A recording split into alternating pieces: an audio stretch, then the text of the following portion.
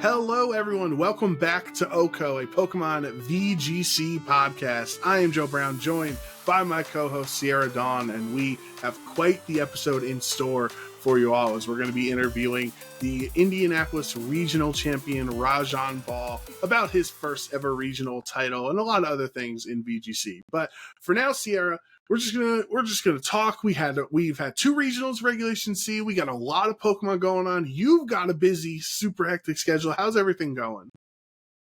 It's going good. It's been going good. Yeah.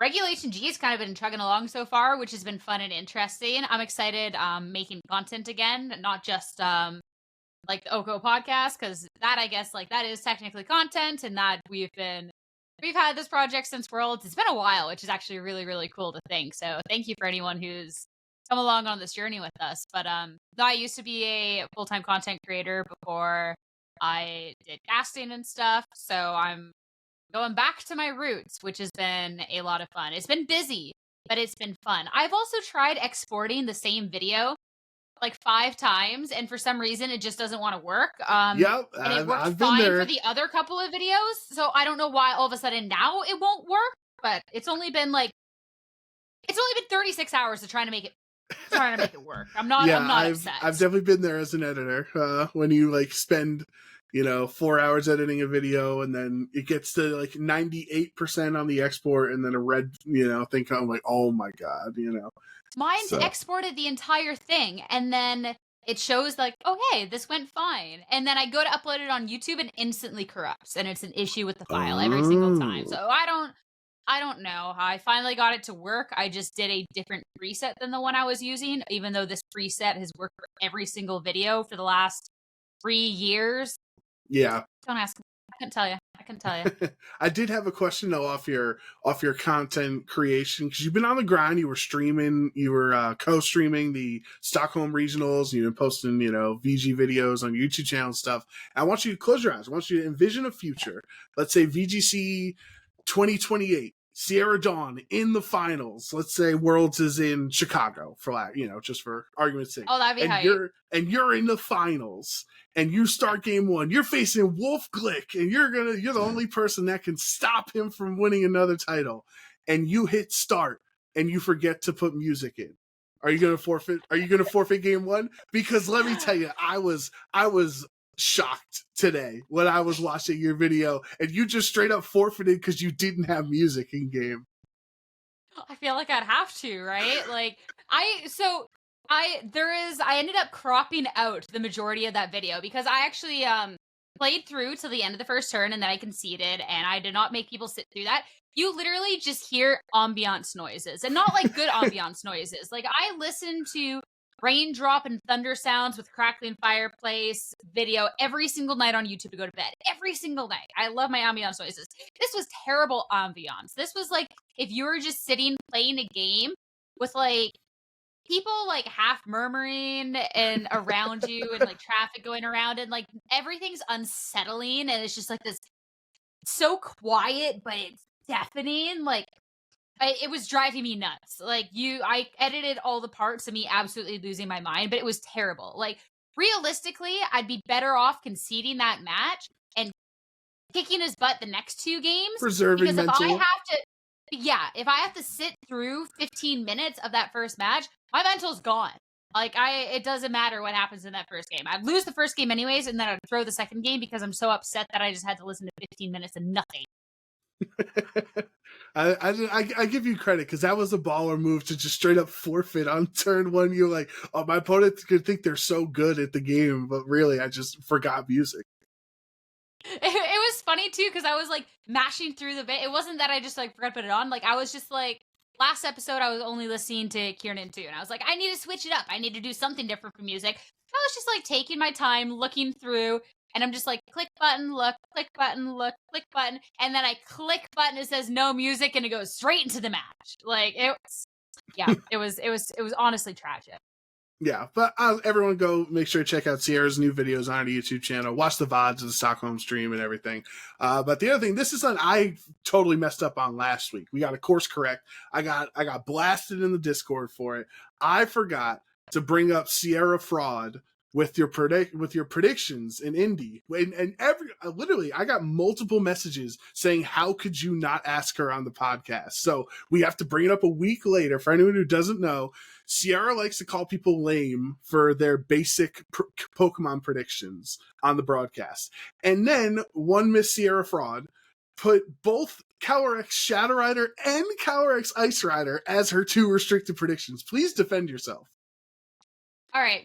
So first off, I didn't recognize that the reason that we shot the beginning of the podcast separate was that we could just have Slander Sierra hour. I wasn't quite aware. My bad. I'll wear a better roast outfit next time. But so this is how the discussion went. I originally wanted to roll up, and I was asked for my predictions. I wanted to only pick 1 restricted. I was told I had to pick 2. I was like, okay, but I'm just going to ignore that you told me to. And I put down Slitherwing, Pelipper, Farigiraf, and then I put down the word horse. And then they laughed. And then they're like, okay, what do you want? And I was like, can we add text? Like, can I actually just write down horse? Because I really didn't want to put down 2 restricted. Because I don't know, even picking not fun restricteds, it's just like, I don't know. I just don't think picking 2 restricteds is fun. I think it's all or nothing. So I was like, can I put horse? And I got told no. So then it was like, all right, well, now I've just already dug myself into the hole of, I asked if I could put horse, and I was told no. So I guess now I have to put the horses, because I have to put 2 restricteds. I can't just pick 1. And yeah, so that's how it came to be. And I just picked both the horses. It's like, I don't know, like, I already have, like, the auto slot as Slitherwing. I only get, like, 1 non-restricted slot, and then 2 have to go to restricted. So I was just like, you know what? I'm going to stay true to the Slitherwing and then do whatever with anything else, because literally none of the rest matters. You know, I was right about Pelipper. Cool. That's it. Yeah, I guess that it does even out that you might have chose 2, the 2 horses for predictions, but you were correct on Pelipper, which we'll also talk about Pelipper's dominance in Stockholm, which your Pelipper stocks are just continuing to rise in this metagame. But so I guess the question would lead whatever next event you're casting, if you have to do 2 restricteds again, are you gonna spice it up, or are you gonna commit to the bit? Are you gonna double horse it every time? Because that would also be funny if, like, you're Slitherwing double horse every time and you only have, like, 1 actual prediction. That'd also be a good bit. No, what I'm going to do is, because it's, like, a lot of the restricteds are, like, box legendary, so they always have a counterpart. I'm always just going to pick the worst counterpart. Okay. So we had Moraidon and we had Zamazenta win. So I guess next event it's Moraidon and Zacian if I have to pick 2. So you heard it here first, everybody. Then I can't be called lame. Exactly. So let's get into the actual Pokemon here, Sierra. Let's talk about the Stockholm Regional Championships that happened over the weekend. You got to co-stream that on YouTube. I was watching a lot on Saturday. Sunday, I was out for Mother's Day. Actually went to the movie theaters. Saw what did I see? We saw The Fall Guy with Ryan Gosling, Emily Blunt. It was a very funny movie. Very good. I recommend it. I know you're not going to watch it because you don't like movies, but to anyone else that likes movies, I recommend it. But I noticed a lot of, like, Discord names that we see in chat in the Discord. We're talking in your YouTube stream, and, like, some of our YouTube comments are like, oh, I recognize that name. Like, so how'd the co-streams go? The co-stream was good. So what was a little bit awkward was I had to make a decision on what time I'm going to stream this at, because last event that I missed that was recent that I can't, I don't know what event it was. I don't know. Orlando? Recent event. Yeah. I tried to do, like, okay, I watched it on Twitch instead, and then I was not live time to start, but by like halfway through the stream, I was live time for the end part of it. Whereas this event, it, like, ended by noon. So I wouldn't be able to go live time unless I just skipped the beginning. So I just said, you know what? Screw it. We're only doing NA friendly viewing. We're just kicking this off starting at 2. So that was, like, the only, like, weird part was, like, we couldn't do predictions or, like, anything because, like, technically it had all happened. But it ended up being a lot of fun otherwise. Some people actually held out to watch the matches with the watch party together. And YouTube streaming was a lot of fun. And people were actually very respectable about spoilers. There was a couple people that come in and they'd be like, wait till you see this RNG in this one game. And then, like, it's like, okay, you technically didn't tell me what happened. But, like, Joe Brown disappeared. Joe Brown disappeared. All right, well, I'll just say it for anyone else watching. But, like, you technically, that they saw it and they're, like, kind of spoiling it because, like, they're telling you, like, hey, there is going to be, there's something on the horizon for you to be watching. But, like, it was honestly really, really good. So anyone who does listen to OHKO that did come along and come out to the watch party, I appreciate it because that was super nice and cool of you. Now we will wait for Joe Brown to return to the podcast. Apparently, his internet just deciding to not do well today. So, oh, he has no internet. Cool. Love that. Ah, there he is. He returns. It's okay. You might have we can't hear you. We can't hear you. You might have a smidge of editing to do, but I did carry on a little bit. There we go. There we go. Were you still recording while I had no internet? I literally just got like kicked out of Riverside. And then I'm like, I just had a black screen. I was like, what just happened? So you can edit this however you want. All right, but I'll figure it out. I finished telling the story, but long story short, it went really good. And I thanked anyone who came out by. I'm going to be doing like watch party, like, really big watch party actually for NAIC. I have like exclusive content I'm going to film. Hopefully some giveaways, we'll see. So like, yeah, the watch party went good. Definitely doing more of them in the future. Good time. Okay. Cool. I'm sorry I missed most of your conversation because it started off on my end and then like just turned into a robot for like 4 seconds and I was like, uh-oh. And then it was just nothing. So I'm sure it was a great time. And I had fun watching when I was watching on Saturday. But let's get into the Pokemon for Stockholm. We'll talk, Mikhail Kelsch getting his first regional championship. He's made so many Top Cut events since the World Championships where he got second place last summer. So definitely one of the players to be watching for going into the World Championships this summer. But with Zamazenta as Kelsch's restricted Pokemon, what do we think about that? Zamazenta's good. Zamazenta's good. This rest of this team is obviously good, but it is beyond my knowledge on how it's good because I'm just looking at Latios and Galarian Moltres and my brain goes bad. But it's not. This is the same 6 that Keanu Inosanto used and got top 8 at Indy. I believe this was first created by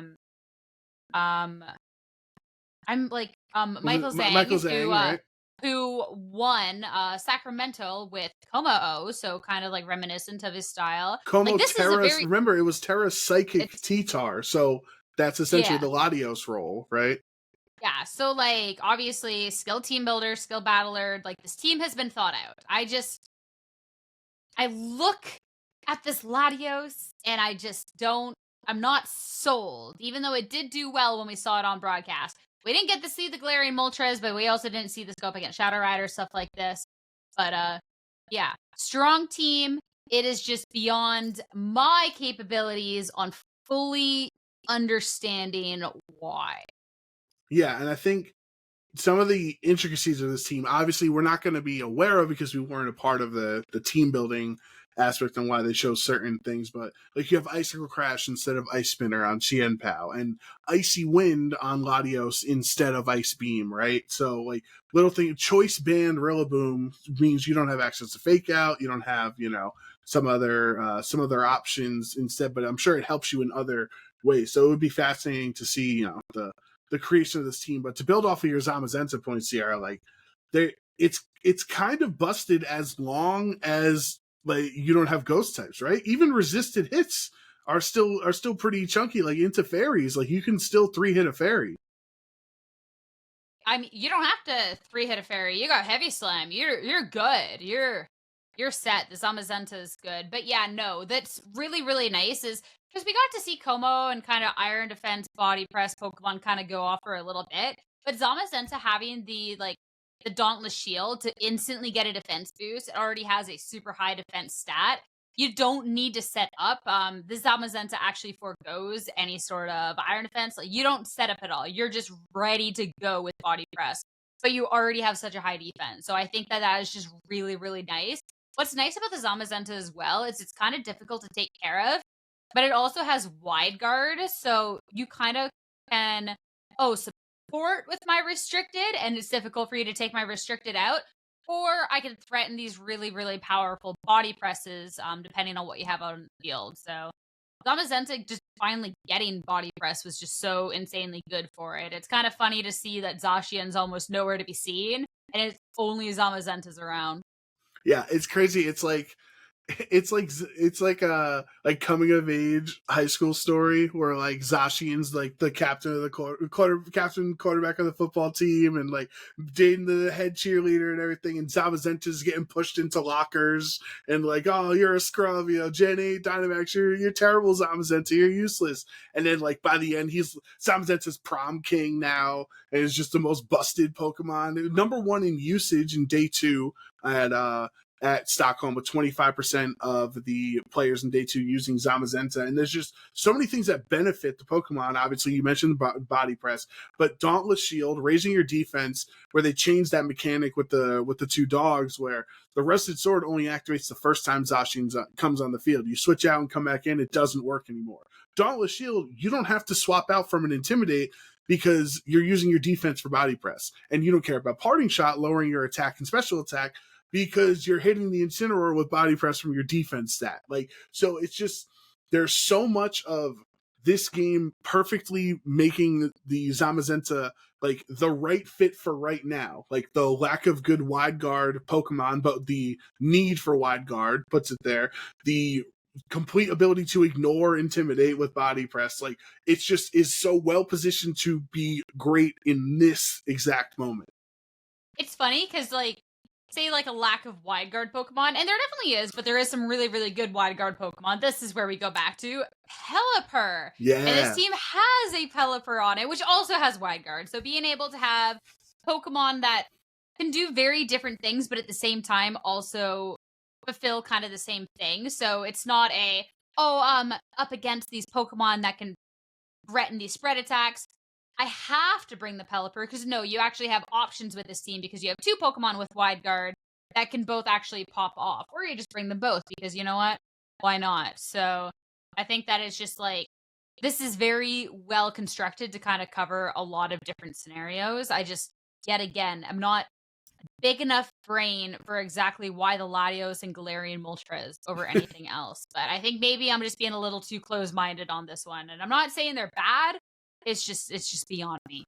Well, I remember like all of April when everybody was like, doom and gloom about Calyrex Shadow Rider, and people kept responding, no, Galarian Moltres, and like nobody was actually using it, but everybody was saying that it's a counter, right? So obviously you would counter Astral Barrage as a dark type. So it's cool that like people weren't just memeing on Twitter and saying something's good, and it actually did become a viable Pokemon, because I would imagine the Galarian Moltres is very good into Calyrex Shadow Rider. But if we look at the whole top cut of Stockholm, they did this pretty cute thing. I don't know if these European players planned it or not, but there were 4 restricteds, each with 2 slots, 2 Zamazentas, 2 Terapagos, 2 Calyrex Ice Rider, and 2 Moraidon. That's pretty cute.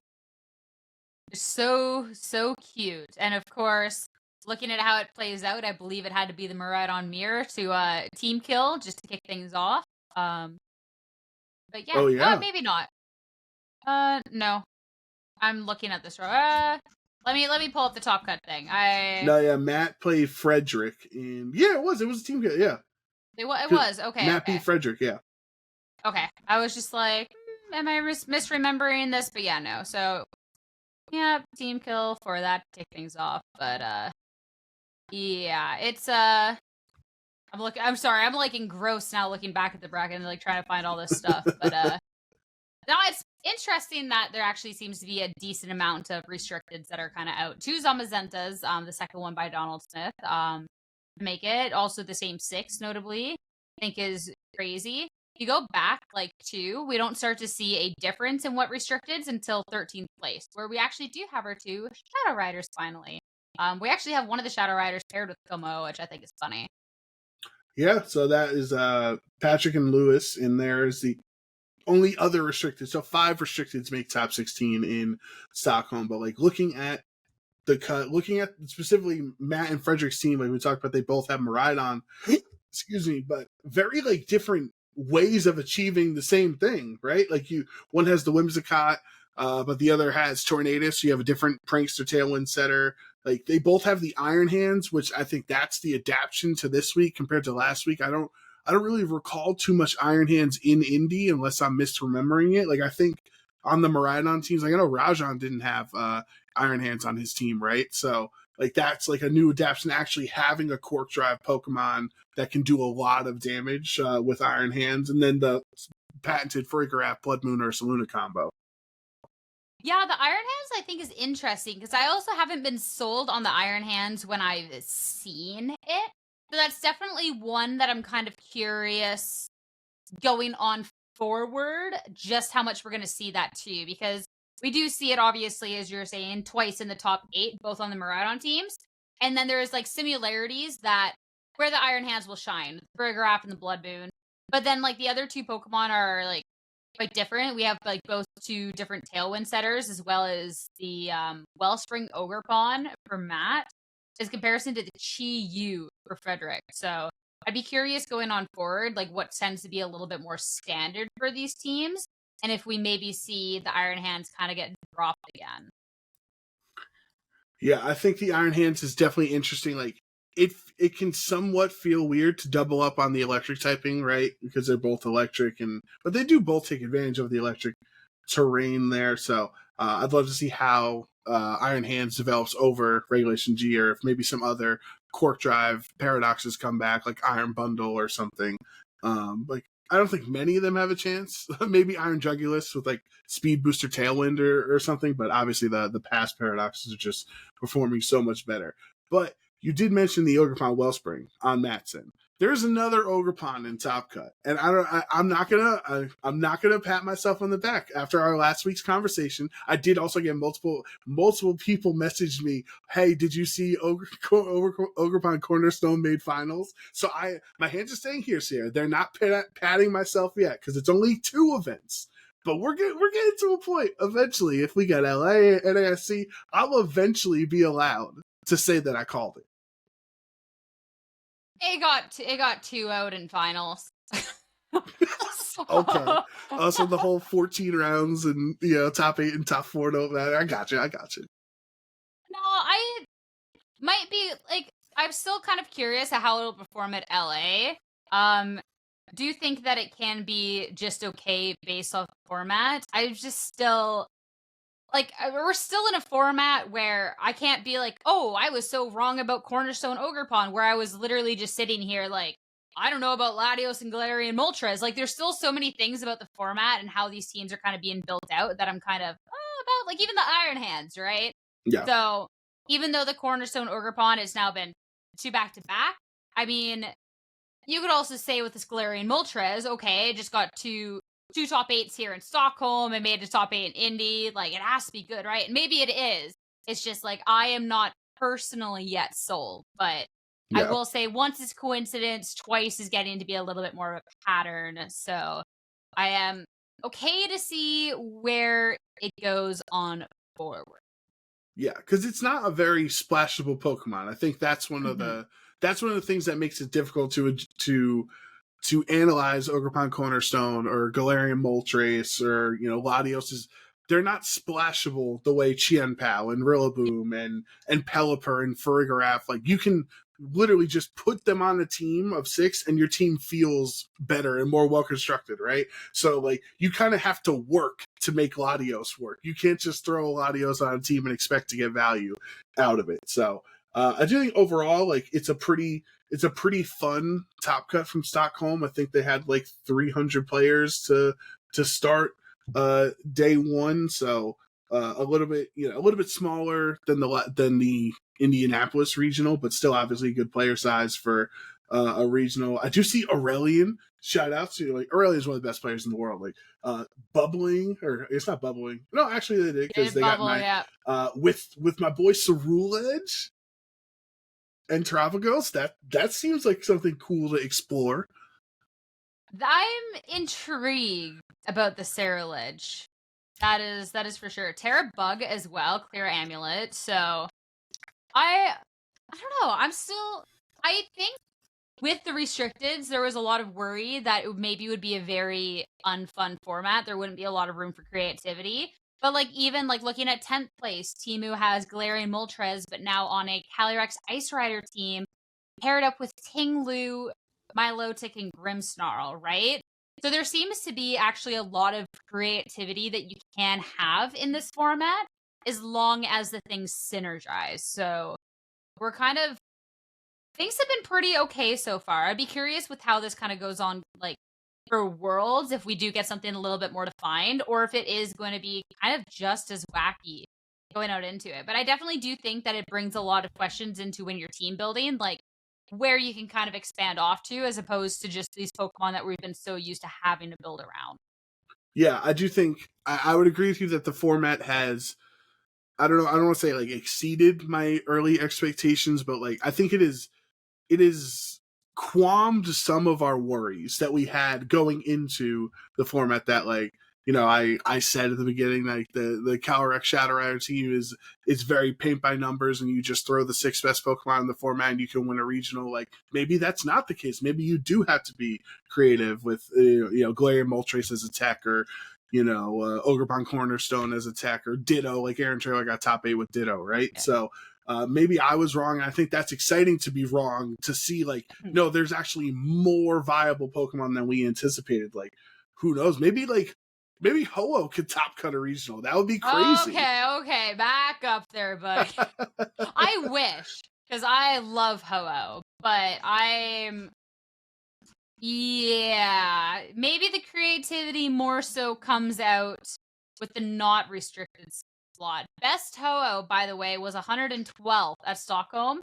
Ho-Oh, Amoonguss, Excadrill, T-Tar, Toxapex, and Raging Bolt.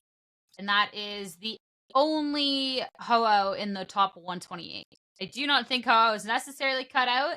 Ho-Oh, I think, very much so struggles being a physical attacker because you just get intimidated. And then you're kind of in a weird spot because your damage kind of sucks. So you're saying there's a chance. One top 28. 128. Ho-Oh is that one Pokemon that as soon as it has a good enough placement, I will pop off and be like, oh my goodness, it is true. Like I won't wait for the multiple events. Like just one person breaks through it, I'll be like, Ho-Oh can do it. Ho-Oh really can do it. I will be so full of copium. I believed in Ho-Oh this whole time. I definitely don't. I definitely do not believe in Ho-Oh, but I would be very excited to be wrong. No, that would obviously be I think that might be like a news breaking day. Like I think, IGN or like, other websites would have to like write articles that Ho-Oh won a regional. That would be that'd be kind of a big deal. But hey, anyone out there, if you're a funky team builder, maybe you can make Ho-Oh work, or you could join our Discord and help the OHKO community work on our next team that we are working on. It was a very hotly contested battle over which Pokemon would be the next OHKO team, or like kind of team leader, the Pokemon we're building a team around. It was literally tied 50-50 between Lunala and Rayquaza. And because Sierra hadn't voted yet, we had Sierra break the tie. And it looks like we're going to be building around Lunala. I didn't even break the tie. I asked our special guest for this week, Rajan, to break the tie, and Rajan broke it. So I would have picked Ho-Oh, but it wasn't on there. But no, that's why I didn't put it on the poll. Or I guess you made the poll. Actually, I did. You I missed had the out. chance. I could have. Darn well that if we put Ho-Oh on that poll, it would have got 95% of the votes, and then we'd be sitting there for a month trying to make a Ho-Oh team work. No, Ho-Oh, Amoonguss, the other 4 Pokemon don't matter. Just keep Regenerator back and forth. Yep. I do. Okay. We're cooking. Maybe after our Lunala team. But yeah, if you want to join us in the it'd be Discord. a no fun team, but Ho-Oh, and then let's have Incin, let's have Rilla, let's have Amoonguss. So you can just like keep U-turning, and you can keep like Parting Shot, and you're like super, super good. You have to make sure it's Rocky Helmet on Amoonguss, of course. Why wouldn't you? I think it could be super good. So yeah, but yeah, no, for real, join the OHKO Discord if you want to join. But we talked to our special guest. I think about time that we send over to our interview, huh? Yeah, I agree. I think Stockholm was a lot of fun from, your stream and from what I saw online. One thing we have to say about the Go ahead. finals. Do you watch finals? Yes, I did watch the finals, yeah. Some really bad luck coming out over on to Joji's end of things with the Chiyu that just could not stand up at the end. And that was so heartbreaking to watch there at the end because, of course, for Joji, like, he has to win to get the world's invite. It's not championship point based. So then that was the Chiyu just like doing him so wrong there at the last moment to literally cost him the world's invite. But then it's like, it's Chi-Yu. You're like, it goes back to that whole thing of if you use Pokemon with inaccurate moves, sometimes they're gonna miss, and it sucks. And yeah, it was really hard to watch out of all the matches that it was then for it to happen in such like a devastating way. Yeah, it's definitely heartbreaking, but like at the same time, it's also like it kind of is a conforming moment where like it unifies everybody when the Chiyu misses everything, because so many tweets of like, that's why I run flamethrower, that's why I run flamethrower, and that's why I'll never not use flamethrower. Like, I just all over my timeline on Sunday, just everybody talking about Chiyu missing. Maybe it's time to run flamethrower. I don't know. I do think Chiyu is pretty good in this format, right? Like, there are a lot of special attackers that are really strong. Like, you have Terapagos, you have you have Moraidon, right? You have Cowerick Shadow Rider, different things. So like being able to help support them with kind of like a free helping hand every turn because of Beads of Ruin being on the field, like that means that your Cowerick Shadow Rider is going to do even more damage. Yeah. So it'll be interesting to see if there actually does end up being anybody that flicks up Flamethrower Chiyu for LA as the meta call, if we're going to see more Chiyus popping up, because it's good. But I just had to say that about the finals before we throw over to our interview. But, of course, everyone wants to hear from the Indianapolis regional champion and everything about him, his run, and even his thoughts on some of the teams. So let's head on over to that. All right, so I figured for the episode, first, Rajan, talk about you, how you're doing, talk about the win, talk about kind of the meta stuff with Raiji so far, and then I'll let you and Joe Brown go down memory road and talk about all the old head stuff, because that is like, Joe Brown loves having old heads on here. I do. To like talk I do about the enjoy VGC good old days. Well, youngin, it sounds like you just said, go forth and speak to me for 35 minutes straight, is what I just heard. So I will do my best to cut that in half. But so yeah, my name is Rajan Ball. Thank you both for having me. Big fan, big Joe Brown fan, and growing to be a budding Sierra fan. For sure. But and happy to be here. I've been playing VGC since 2015. Caught the tail end of Worlds in 2015 is when I started like really going to events in person. So I've been playing for a while. Had the we all stopped playing for a couple of years as seriously during the pandemic when the in-person circuit stopped being a thing. And then I started playing back when we were able to go to events again. Unfortunately, like I had a period of time, I would say like right around 2019, then the pandemic, and then I truly hated everything about Dynamax. So I had like a 4-year stint of that like period of time where I just like wasn't having any fun at all.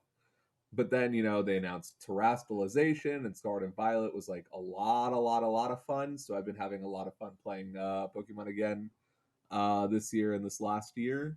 As a human being, I am doing all right. I am an attorney. I have been having a hard time like staying involved with the game while also trying to manage being an adult, because we all aged during the COVID period of time, which made the transition back into things a little difficult. But it is what it is. But more importantly, as of last week, I am now a regional champion. I did get to win the Indianapolis regional championship. Had a couple great interviews with Sierra during that period of time. That was the only time Joe just decided to take a break for some reason and didn't get to hang out with me then, but yeah, I presumed that is why you invited me for this week, because not in previous occasions, but only for winning, because Joe is a bit of a, you know, Bit of a snob that way. Only talks to yeah. winners. Yeah. He, as soon as he started commentating officially, he stopped talking to the little people that made him up until this Oh, moment, come you know. So, on. but Shots fired to kick things off. Okay. Hey, listen, we all know he's kidding because I've invited you know. one time. I'm not sure I'll be back, so I have to burn every bridge I can, right? So that's just kind of what it is. No, but I do like one. I was bummed when you lost when you're what was the prior event Orlando when you got the triple EQ KO on that one game on stream. Oh yeah, that's stream set. Yeah, that Yeah, was yeah, and you lost. I was like, oh, I'm so ready to interview for that. But no, now this is the chance where both of us get yeah. to That interview. stream set So, was actually notably. I had not been on stream in 5 years, like oh my god, at any point. The last before Orlando and before Indianapolis, the last time I was on stream was I think it was Philly. I don't remember what, like it was like a Pennsylvania regional. So I don't remember if it was Pittsburgh, Philadelphia, like whatever it is. But like Sun Series 2019, the first regional of the year, was the last time I had been on stream. that's I the lost to, Toxicroak regional. That's I Oaks, lost to James Pennsylvania. Beck. Oh, he's So it talked a lot was okay. about that regional. I lost to James Beck on stream. He sucked up all of my power, and it had been a decline since then. And it's been a steady, like, getting it back. Well, that's what I think is so important with you winning Indy, Rajan, is like your inspiration to the VGC community because of your perseverance. Like you had that tweet, I think you just retweeted a couple days ago that you had essentially tallied every single finish possible this season besides winner or whatever, or right? top four and Yeah. finals. And But, like, we don't need so those ones. for you to be playing since 2015, 2016 and like, you know, still like persevering, here we are almost a decade later and finally achieving that goal that you've had this whole time, I think is like, it's really inspiring for everybody watching at home. I do appreciate it. You can teach an old dog new trick. I do forget the remainder of your questions, Sierra, because I really do think it was say everything you possibly can. So I actually want to clarify. I didn't mean for us to start the episode then. I was just trying to give like a heads up on like what we were about to do so we all knew the structure. And then you just started going for it. I'm just like, oh, I feel so bad. He's a professional. It was good. I liked it. I just cracked the whip. I was like, go, dance for us. You started going and you were doing so good, so I didn't have the heart to like correct you. Yeah, I saw it in Sierra's eyes too that she was like, I can't stop him. There's no stopping this train. Like, it's coming into station. Here. At least Adi asks me questions. Like I didn't. We're just throwing you right into the fire. Yeah, OHKO's it's a different vibe, Rajan. Oh my gosh. Okay, so I can take a breath. You can take a breath. Don't worry, we're not gonna make you, solo. We'll chat a little bit too. Break it up. We need to have taglines for the YouTube video and all that, right? Like, so we'll go back to what I was saying. Then has anyone like come up to you since you've won, or like message you online or anything, and say like, "Hey, I feel just like you. I've been playing for a long time, and I'm happy to see a person like break through and finally achieve that first regional title." The more common DM was you ruined my Stockholm prep. Was the more common DM. There was a good amount of congratulations. There was a good amount of what are your EV spreads? There was a good amount of Stockholm prep ruined. What do source of my mental breakdown you? And then there was, I mean, I did get a lot of sincere messages. I did really appreciate, specifically if I remember some messages from like Justin Karras who which was like, man, I knew you had this one. Like, thank you. Like just some like some good messages. Like I did appreciate a lot. Like I had a lot of support in ways that I didn't necessarily anticipate, especially since I hadn't like been 4-starred in Violet. Like since I haven't really been on stream for so long. Like I've been playing for a long time and I've like historically done reasonably well in terms of like 2016, 2017, 2018. But because I had so many years where I'd like essentially not put any numbers out there. Like and again, COVID was a part of that time, so I don't like fully feel bad about it. But there was a lot of seasons in a row. It's like, what's going on here, right? So like just to have the outpouring of support, and because like we the stream this year and this like the advertising of the game to Twitch and enabling Twitch chat and having like more, it just has been like a very great stream year. Like of course thanking you both as well as everyone else who's like made it a really great stream year. So it like made it easier to like just get back into the swing of things. And like I had a lot of support on Twitch chats. I had a lot of support like on YouTube like a lot, like I just didn't necessarily expect that. That was like really, really affirming. A lot of like, like the Moraidon team is cool, but just also a lot of like supporting me as a player, which was really affirming.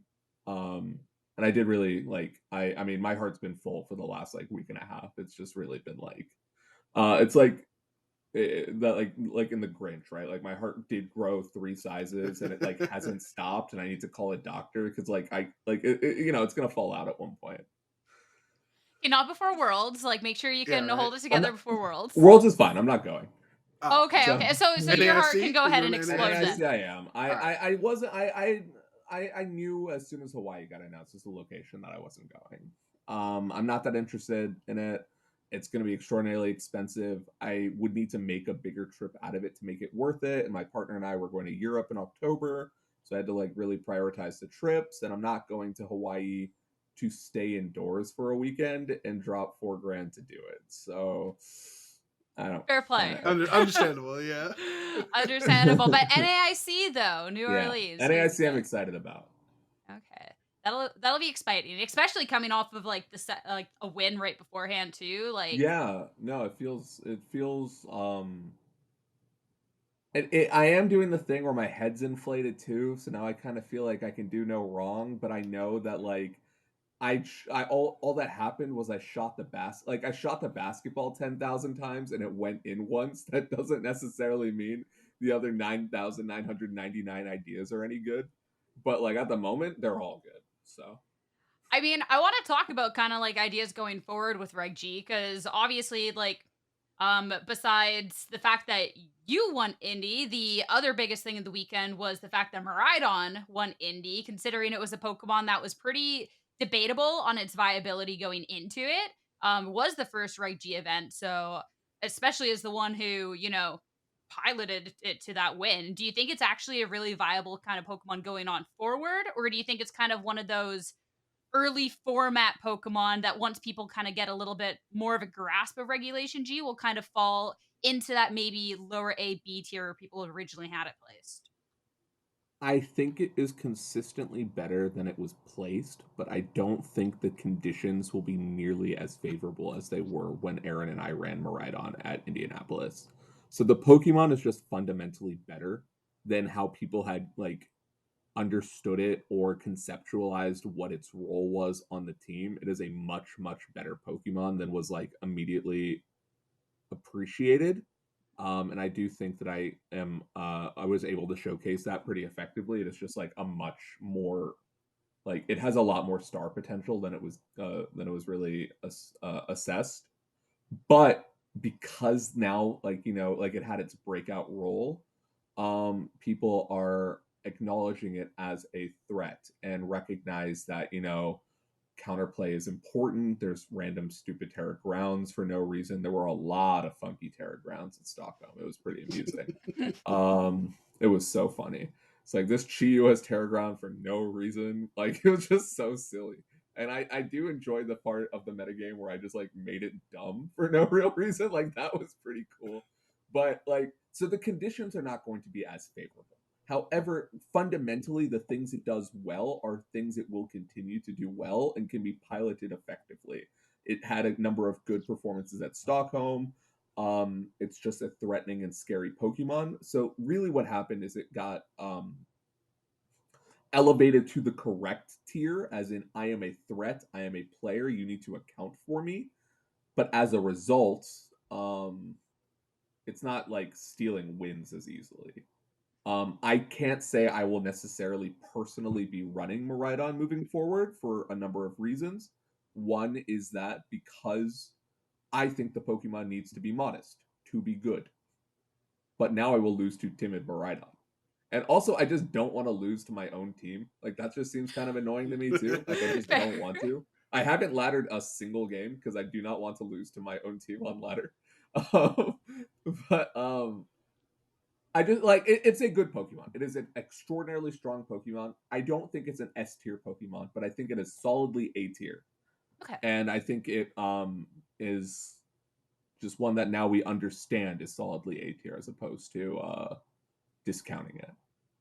Yeah, and I think there's a lot of the Pokemon on your team. It's more than just, I would say, Moraidon. It's more than just Moraidon being the surprise factor. Like, obviously, you had the cool, the electric seed and for Terragram Frigoraptor. Every giraffe on Moraidon at Stockholm exactly had electric seed. That made me happy. So, like, I was gonna ask, like, we have all the time to get into the specifics on each Pokemon and sets and and everything like that. But like, since this team that you worked on with Dr. Aaron Trailer and your friends, and we saw Evan also posting that he was a part of it was the a squad. part of the like, Bike Bros. Yeah, you've been known in the past though, like especially in Sun and Moon, making creative teams and working like team building groups and like some dominating teams that have been throughout VGC. So like, it's not your first time that you've quote unquote influenced the metagame. Like, but would you argue like this Moraidon team has influenced the game more than other teams that you had worked on in the past? I would say so, but not even necessarily as a reflection of quality, but just instead a reflection of outreach. As in, when I do appreciate that characterization. I do like to build. Team building has been historically my favorite part of VGC. The game has always been like an artistic outlet for me, more so than just a battle simulator. I much have preferred just like when conceptualizing the game, like enjoying it as a sketchbook more than anything else. The team builder is something I fiddle with all the time. I have to delete my cookies on my phone all the time because like the amount of teams like slows my phone down. It's like obscene. It's my counting sheep activity. It's just like it is what it is. But in previous instances in which I was succeeding more, we just didn't have this level of of information dissemination. It was closed team sheets. We didn't have all these grassroots. We didn't have compilations of team sheets or all of like the spread of info. The game wasn't as popular. Twitter wasn't as big. Like it was just like, and in the information game was more of a big deal as it relates to success. And you would not have caught me dead circulating the information that I had. Like at that point, it's like, why? No, man, I'm not sending you this. No shots. This is IP. It is staying close to home, right? Um, but that's just not the case anymore. So realistically, the outreach with Twitch that there's thousands of people watching live, right? Or the fact that like team sheets are being posted. So even if you don't get to see the show, you get to be like, whoa, that team is sick. I want to know what's going on there. Or like things of that nature. Um I mean the open team sheet era is really the first time we had the opportunity to net deck as to the extent that has been the case in BGC, and it's just changed what the information game is, and it's also made people more willing to disclose information, and so it is really affirming for me. I've never seen anyone like buy my painting from the souvenir shop before and like play with it themselves afterwards, and that's been really cool. And yeah, and really again just affirming. Every part of the last week and a half has been very affirming. It's been like going off of the information's never been easier to get. Everyone's kind of like sharing the information. It's kind of been going around. It kind of ties into a question that I wanted to ask considering your tenure in the game, which is this season in particular, a lot of people who have been around the scene for a while are now picking up these regional wins. Whereas last year, which was our first year where we had all this open team sheets, it was actually new faces that was kind of popping up, which I think is a really interesting contrast because we had Tang win 2 regionals last year. Right. Alola won a regional. It was like the year of the newbies, and a lot of that I think was accredited to the open team sheets. And then we've gone 180 to okay, now all these old head players are getting these wins Alex, back. Wolf twice, Yeah. Polar, Do you James, think like me. it was just like okay, like it was a little bit different, and James. now people are able to start claiming those titles again, or like what gives for this year to be so drastically different from last year with the same information available? I don't think I have the right answer to that, but I don't think that there is actually a big difference. I do think that last year, for example, like was one of the like at the tail end of the Dynamax era, and then the when Scarlet and Violet came out, were like the first opportunities for players who picked the game up during the pandemic to really show off their stuff. And there's like a strong likelihood that there was a number of players that played like the 2022 season, didn't like it because it sucked, and then like awful, truly horrendous. I wonder which But then like format was your least favorite. but then they get there's one, there's two, there's three, there's four. Like I can count to 12, but but and then like had a new game and a new platform and a new like sketchbook to proceed on their own. Um, I will say that I think that the new player and the playing floor is a lot higher now than it has been in years past. I think it's hard. I don't think there are really free that many free people anymore. If you know what I mean. Like I just think the skill level has increased in and of itself. I don't think that this year is a reflection of being something substantially different than last year, just by nature of if you think about like the number of regionals there are. It's like there's tens of thousands of players at this point, and there's only like 24 regionals across the last year and this season, right? So it's just there's not actually that many. And I think winning the tournament versus like being consistently good, like winning often is a little bit more like there's more of a crapshoot involved. But like I think we have probably seen a good amount of consistency in the last year, even if you don't necessarily take it all the way. Like I know Nick Navarre, for example, was very consistent last year too. Realistically, I've blacked out the previous results because pre-Indy none of them matter.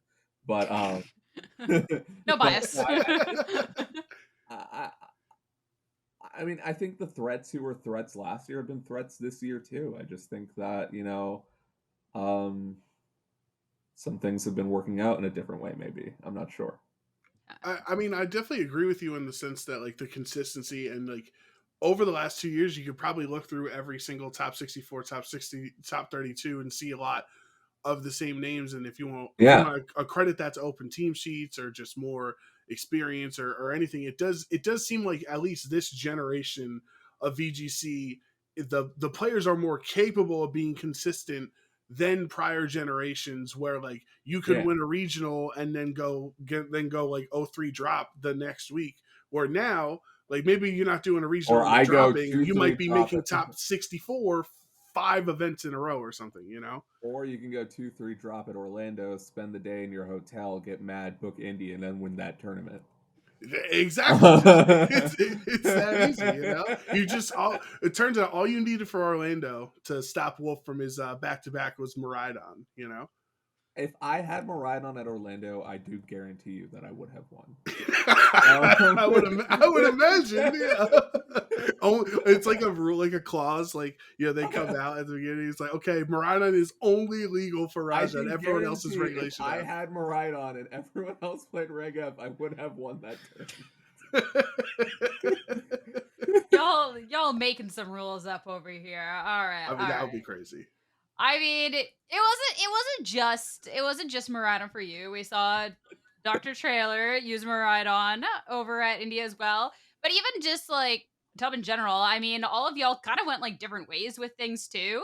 And like everyone in Tub kind of went a different way, but then there was also like huge success from the group too, which I thought was really it's been a interesting. good it's been a good year for Tub Nation. We have me, we have Alex, Michael just won Stockholm. We have Chuppa, who won a regional, Michael Zhang won a regional. Like it's been pretty successful. I don't even know if I've missed one in all honesty. Too many dubs. And what was that? Too many wins, too many Too dubs. many dubs. I have to get to my second hand now. But what? I mean, I think it's a matter of just really big, like really strong players with big personalities asserting their own individuality with the decisions they make and being able to compensate for the flaws or the problems that come from like the way you wanna play the game. Like for example, Michael Zhang when he won which one was that? Peoria, right? No, Sacramento. Sacramento. James in Peoria.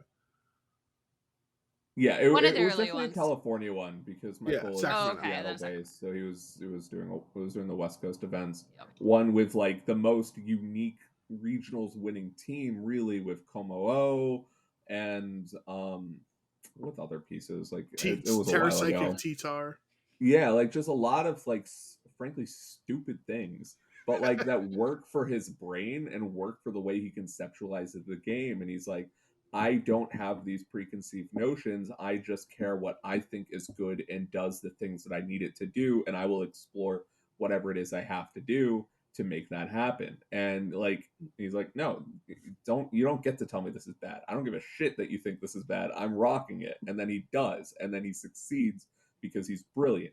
Whereas then you'll have Alex, who won his regional using the most boring thing imaginable. Xian Pao, Entei, Dragonite, Raging Bolt, stupid. Like, it's just, but like, he was confident he would click the buttons the way he needed to click the buttons and said, I am finding strength in this format by doing the consistent thing better than everybody else. And there's just like I think there's a lot of strengths that come from having a lot of different personalities approach the game and think about things that are think about things differently and get to like quality check their ideas amongst like those things. What is not happening that people seem to think is happening, like, no, we're not like, I'm not practicing a bazillion games into people's things, and I will never do regionals prep with my regionals team versus someone else's regionals team. That is like never going to happen. We will like, in terms, if I have an amount of friends that are going to a tournament, there will at no point have been my regionals team testing against theirs, because that is BS. And I don't know the matchup against XYZ team, right? Because like, I have a group of competitors, but I also have a group of close friends, and I have an acknowledgement of like, if I test against your team specifically, that's BS. Like, that's just not cool. So we're not going to do that unless your team that you're bringing is this like really common archetype that I anticipate is happening, right? Like, moving forward, let's like, I had practiced or conceptualized in my head like the Calyrex Ice matchup at Indianapolis, even though my good friend Justin Burns was using that same kind of team, because that became the standard Cali Ice archetype, and I would be doing myself a disservice to have not prepped that. But if it was like a really baller team, it would be very, very not cool for me to have prepped that matchup. Yeah, because then you're kind of gaining information for free, right? And I'm counter teaming my friend. Right, yeah. Exactly. So I can understand.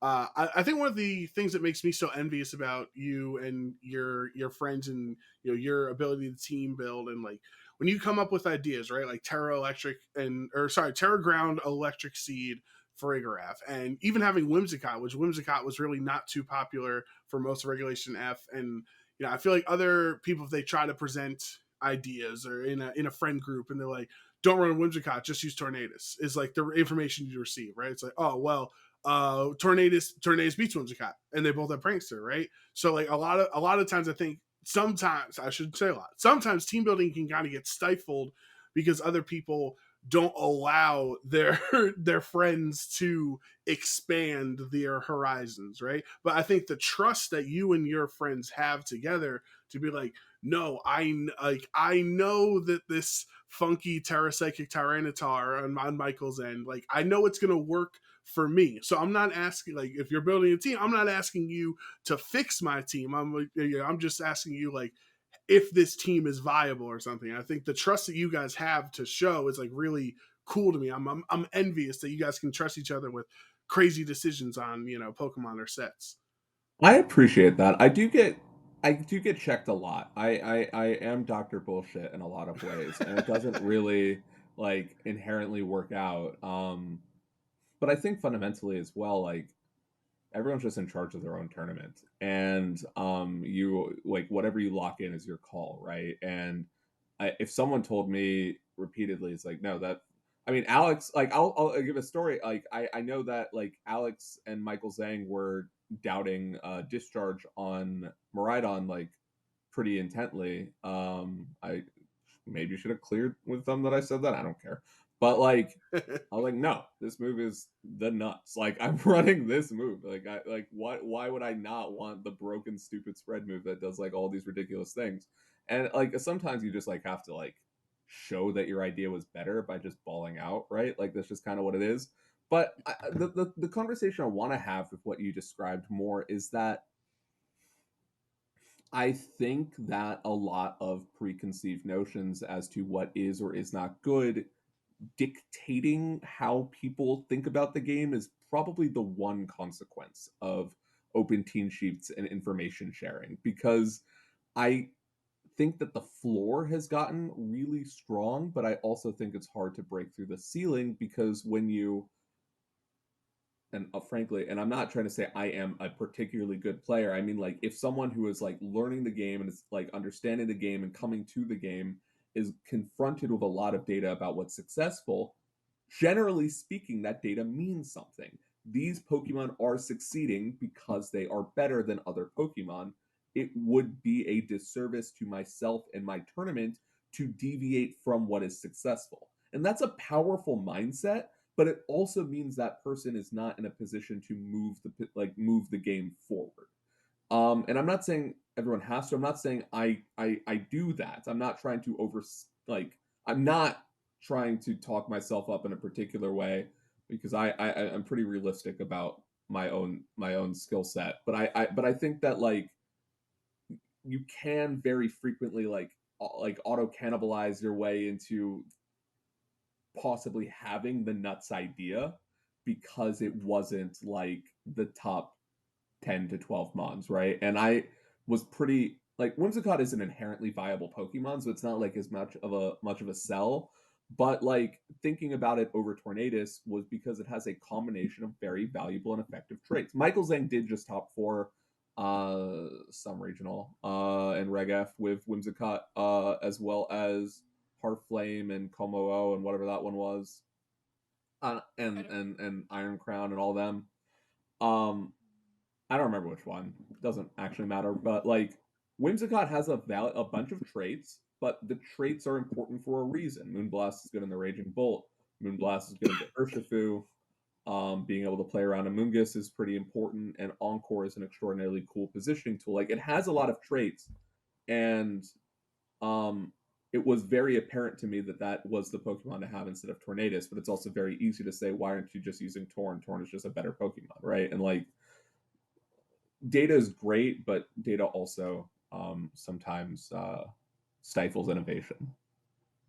That's fair. I'm curious, like, then looking to your own team, because you mentioned that you were called out for, discharge out of all moves, and that ended up being a good move. I want to know kind of. So broken. Well, especially too, running this team then this Pokemon that not like everyone believed in, like what you kind of saw in it that was so broken. And you've had some thoughts about other people's teams and things that are kind of quirky, like looking at that team, no bias, like your thoughts about that. Like the one that I pulled up The with. one that you pulled up with. I liked it. It had flaws. It had a lot of flaws, actually. Um, I mean, I guess in terms of assessing what to do for Reg G, and I guess I should have realized coming into this podcast it's just going to be an about me story, but I guess like that's really just what we're doing today. But we're interested in you. We want to know more. Well, we can talk about other I'm gonna Reggie get all stuff these YouTube too, but comments. like you're dropping this stuff on the team. I want to know.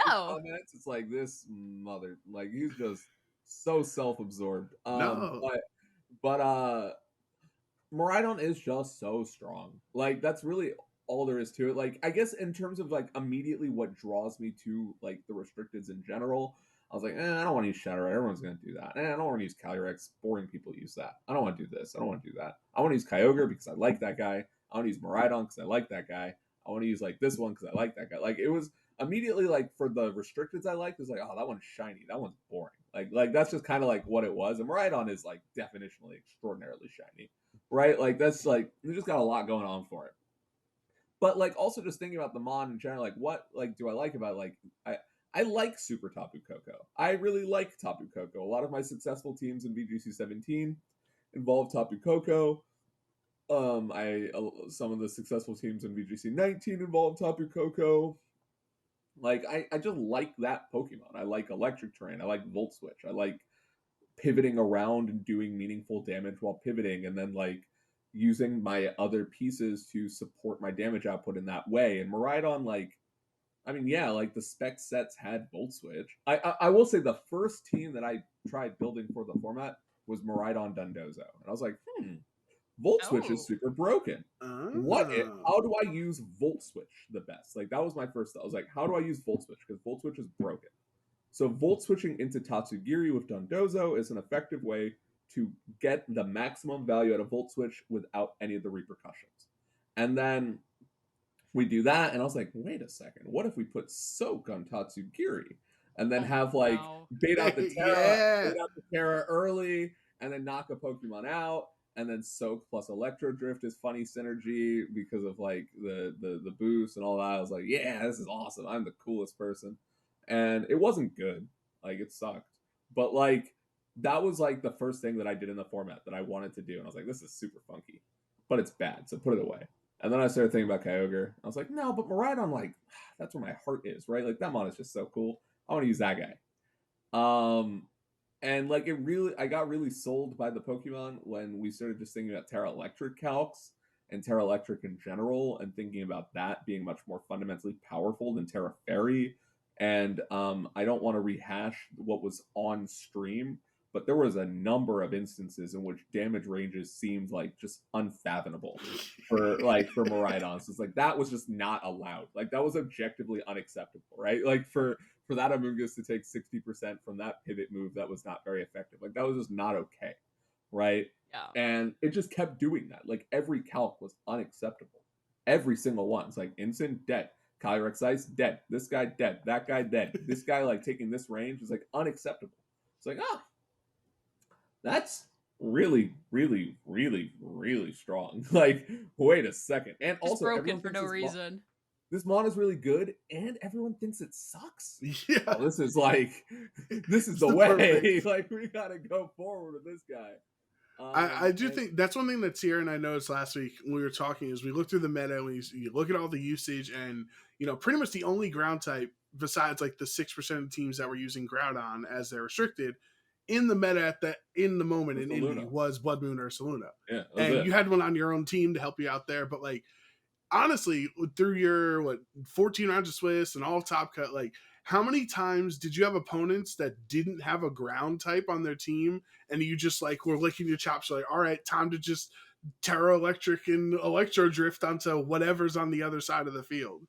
I will tell you, there was not a moment my chops went unlicked during that weekend.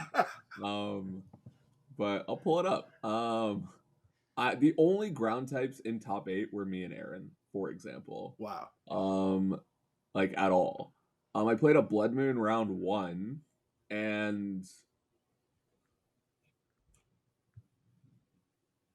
I played a Tinglu round 13, and those were the only 2 ground types I played all tournament. Wow.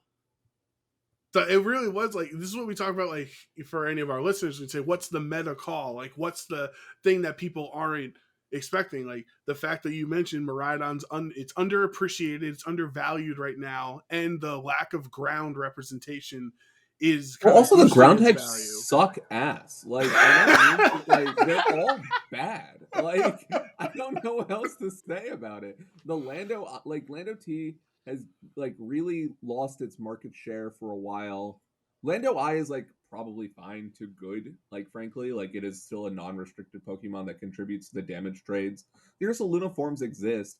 Tinglu is just it's a Tinglu, like it's fine. And like what else is there? They're not good and they're not splashable is the bigger issue. Like we don't have a splashable ground. It's not a part of the metagame composition. It's not a part of like what is actually contributing value to games. So like even if you want a ground type, you can't have one because they're not good. You have to make your own now with a stupid Terra ground Pokemon. But like the actual ground types suck. That's a good point. Like that's the Yeah. problem. Well, Groudon, you know? Sucks. What do you want from me? Like, bring the boy back around. He used But to it be also good. just dies to Draco. Like it like the thing is all the ground types are bad, and outside of Tinglu, they all die to Draco if you want to. So like, I mean, poor Great Tusk had about a 3.5 month stretch of excellence in Reg B and a little bit of Reg C, you know, and then it just fell straight off a cliff. Stop Pokemon. The sun type, like the Pokemon with drought, are fighting types or ground types. So like Groudon Tusk is sharing the ground typing, Koraidon Tusk is sharing the fighting typing. Like Great Tusk is probably kind of based, honestly, but like it just seems really bad. That's what we Poor know. Your Great new Tusk. inspiration for I want to NAIC use is that. Great I Tusk. like Great Tusk, like, but he's the like you just have. It is hard to do all of the things that you want to do and have a matchup spread. And you need to make concessions so that you can actually handle threats in common compositions of teams. One of Moraidon's strengths is the problem Pokemon aren't ground types, so it's not like you can't Volt Switch out. The problem Pokemon are Rillaboom and Raging Bolt. And while I'm not trying to discount those as issues, it is easier to Volt Switch out of a Pokemon and do 25% instead of failing and doing 0% and being stuck on the field. So I'll take a Rillaboom any day of the week over like having to deal with a bunch of ground types. But fortunately, there just really weren't any and aren't any. They're just not good. Maybe someone in LA can pop off and prove. I don't know. I hope so. Someone. I want all of these to be bad takes because it means that someone and many people are it like I want these to be bad takes. They are probably bad takes, but because based off the fact that other people are thinking and caring and like testing and practicing and sticking to their guns and contributing to I only get to talk like this because I won a regional. And under any other circumstances, I'm It's very different. No, you can before and say after whatever Indy. you want, but before you were just screaming into a brick wall. Now people are Yeah. listening because you want a I was regional. like, oh, this crusty, like, but I don't know. I like the guy. The Moraidon's a funny guy. And then I put out a team report with Adi. It went on YouTube the day that we are recording this on May 13th for a more in-depth breakdown of the team. I don't think that I necessarily need to like rehash that, but in terms of like the strengths overall, like Whimsicott was really good in terms of disrupting the board and threatening Raging Bolt and having Tailwind and just being a really cool little thing. I had Terra Ground Farigiraf. That was barely an idea. It was just like, we got to have one Terra Ground to discharge next to. Might as well be the useless thing. And like that was kind of sort of like, frankly, the entirety of the thought process. It was like, we had Terra Ground Whimsicott in the beginning, was the first thing that we were testing. And it was like really cool, but I put my foot down and said it had to be Terra Ghost. So that in the event that a setup sweeper protects and switches in a fake out Pokemon, they can't just fake out the Whimsicott to deny value out of the Encore. And we needed to have Terra Ghost to cover that like sort of situation. And I think like that was important. I was like, all right, well, we took the Terra Ground away. We need one. I haven't Terra'd Farigiraf literally ever. So maybe I'll have a reason to Terra that Pokemon if I give it a ground type Terra. And I did. I Terra'd it like 4 times. It was really funny. It was pretty funny. Oh. An incident existed. Cornerstone was Mon 6, and Okay, can you go yeah, over Cornerstone? Because Sierra and I have a yeah. little bit of Oh, a yes, that's actually heated conversation about I saw that Cornerstone. actually. I did tune into the last episode. It was part and parcel to the watch anything with my name in it binge that I went on. But I like Cornerstone. I also like all of the shitty Ogerpons. I have had a number of placements with Teal Mask. I got ninth at Charlotte with Teal Mask and top 32 at Knoxville with Teal Mask. I have not. I've brought Wellspring to one tournament. I've never brought Heartflame. I won a regional with Cornerstone, and I have my good placements at Teal Mask. It is really really silly, but I think Cornerstone is very well positioned at this time and has always been a good Pokemon, but has not necessarily had the metagame like standing to do its role better than other things would do other things. So, what Cornerstone does that's really effective is it hits everything for neutral damage. Everything. It hits Raging Bull. It hits Amoonguss. It hits Incineroar or Super Effective. It hits Incineroar. It hits Rillaboom. It hits Ice Fire super effective. It hits Kyogre for neutral damage. Like just with the Ivy Cudgel move, like not even the Grass move. Like it just hits all these Pokemon for neutral and consistent damage while maintaining while having a focus sash. And I think in a restricted format, doing a thing very well is very, very good and is what distinguishes you from the rest of the pack. So having a focus sash attacker that gets consistent and valuable damage that also has redirection is a very good and strong niche that is best used when the power ceiling increases. In the previous formats, when we didn't have monsters like Shadow Rider, Ice Rider, Moraidon, Kyogre, etc., etc., etc., the focus sash was not as inherently important because you were not actually getting OHKO. The Ogerpon forms are bulky relative to that field. They are not bulky relative to the current field. So the difference in metagame texture is what is creating a more increased need for the focus sash. On my end, I was actually choosing among a number of Pokemon at midnight the day before. The options were I will hopefully never forget this. So I went to the hotel room. Justin Burns was already in the hotel. It was also, side note, very funny that the hotel room I was in, me, Nick Navarre, and Justin Burns finished first, second, and third seed at the tournament. That's That was awesome. pretty cool. That was pretty cool. That actually. But I was like, hey Justin, you want to know what I'm thinking about for my last mon? It's 8 p.m. the night before. He's like, all right, hit me with it. And I said, Wellspring, Cornerstone, Iron Hands, or Iron Boulder. And he gave me the stupidest face. He was just like, what was that list? How is that a list of things that you have said out loud to me in a way that is serious and intended?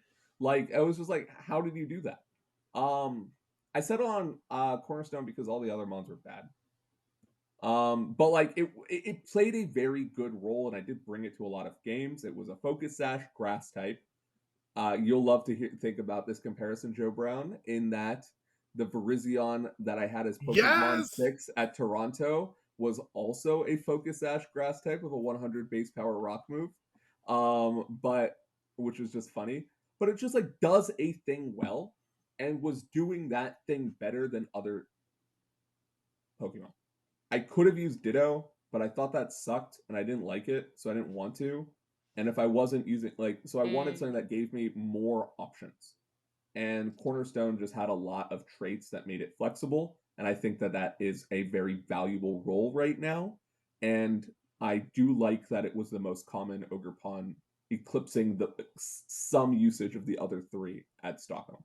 It got second place at Stockholm too, so I'm just happy that a regional champion's validating my feelings. I remember what Sierra said from her argument before.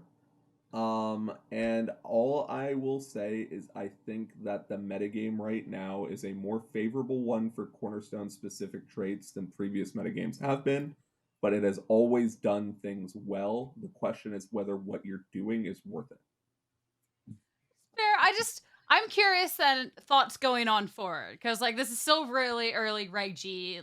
You think going on forward we're going to see more and more of it because we did see it at Stockholm, which I know because Joanne's already reminded me of that multiple times. I already I knew don't that was doubt going it. to be something that we talked about going on I this don't week. doubt it. But like, Put is its it just rock kind of mask like, away. again, early format, or you think like once we get to Worlds, once Reggie's kind of chugged along, like Cornerstone's still kind of going to be the one for the reasons you've listed? You know, it does what it does very well. I don't know if it's the one. I think Ogerpon is fundamentally a really cool and really strong Pokemon with a lot of like accompanying traits. But I do think that one of the questions when building these kinds of teams for like, especially a one restricted format or in general is making sure that all of the pieces that you have on the team are contributing to your fundamental and ultimate agenda, right? So if like for example, on my perspective, my agenda was how do I maximize turn economy for Moraidon? How do I make sure I get more turns to press buttons with this Pokemon because this Pokemon is broken? And how do I also use my pieces to clean the game up if I have to? Mhm. Ogerpon was a very valuable person in like in facilitating that role. It offered defensive synergy with Follow Me. It offered offensive synergy with its neutral coverage, and it like was just like something I could use to create effective pins with Focus Sash. I thought that the things that it did were very valuable as a non-restricted Pokemon. You have to continue. You can't just win the game with your restricted. So you have to, but you should really be heavily leaning in on winning the game with the restricted. So then it's a question of how do I make sure that the Pokemon that are accompanying the restricted are contributing. Mhm. I think I was able to make a compelling case for what Cornerstone does to enable like win conditions. And I think that it is going to continue to do all of those things well throughout the format. I actually think this is Cornerstone's format. Okay. But I don't know if Wellspring or Heartflame or even Teal Mask in other situations will accomplish a particular goal better. But I think it'll be hard to deny Cornerstone value when it just hits all of the Pokemon and also gives you 2 Focus Sashes, and Focus Sash is super broken. I do think like one of the fascinating parts about restricted formats, where I know a lot of players struggle with the power level, for lack of a better word, right? That restricted formats bring into VGC, but the team building and the creativity of lesser viable Pokemon where they kind of come out of the woodworks, right? Like you think of 2016 where, the biggest, big six and the most important, strongest Pokemon ever, and then Raichu and Hitmontop win worlds, and like Crobat was a serious option, and Infernape was Justin also Burns' right. Toxicroak in 2019. Right, and even 2019 with Umbreon getting second at the World Championship, right? Like That was fraudulent. I'm just saying, like I don't believe in that one. the restricted formats allow some of these supportive, or like even Mienshao, which we haven't really seen, but we know is a viable option, right? Like they allow some of these Pokemon that you don't see through the whole generation to just like come out of the woodworks when restricteds come out and just be like solid support to the important the protagonists. They're secondary characters in the story.